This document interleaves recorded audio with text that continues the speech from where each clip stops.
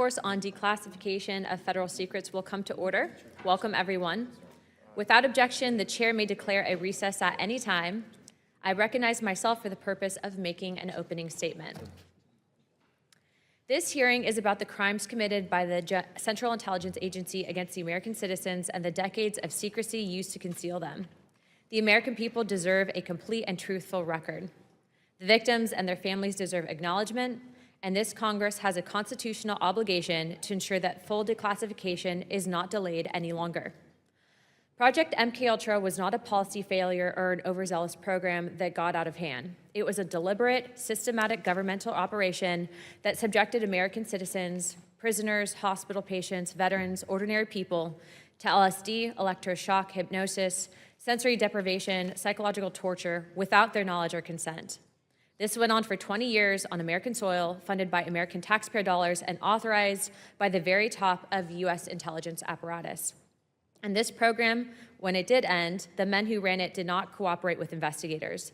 They did not come forward. They committed another crime. They destroyed evidence. The documents this task force has reviewed are unambiguous.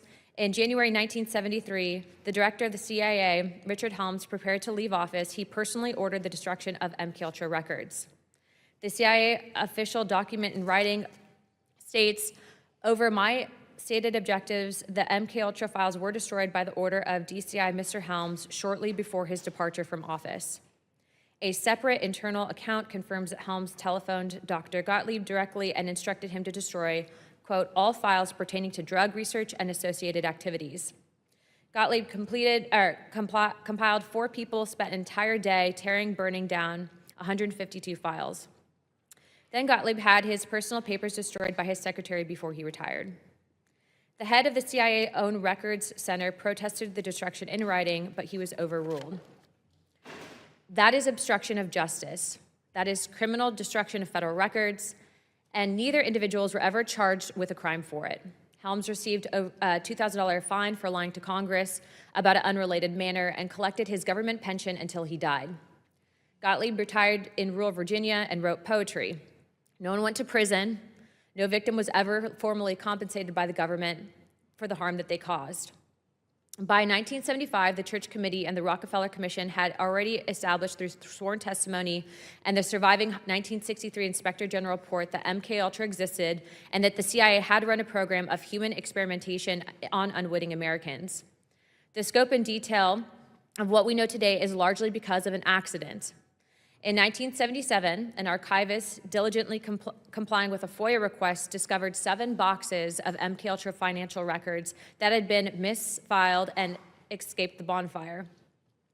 Those 7 boxes included the names of institutions, the name of subprojects, the researchers who participated, the specific operation that the CIA had funded, and without them, the vast majority of MKUltra would only be a rumor, just as Helms and Gottlieb intended.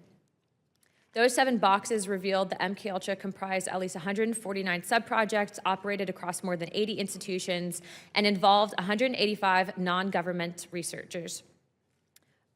They revealed that the CIA covertly contributed $375,000 to a hospital research wing, which was approved directly by DCI Alan Dulles, which Richard Helms concurrence, so the agency could use unwitting patients as experimental subjects in what their own documents called a hospital safe house.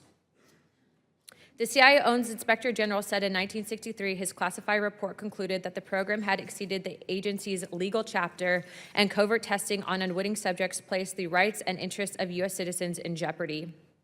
The program ran for a decade that we know of, and they ignored their own watchdog. Let me be clear what I believe that we are dealing with here. Administering drugs to people without their knowledge or consent, subjecting humans to psychological torture, and using prisoners and hospital patients as non-consenting research subjects. These are crimes against humanity. The Central Intelligence Agency committed them, and then the director of the CIA was ordered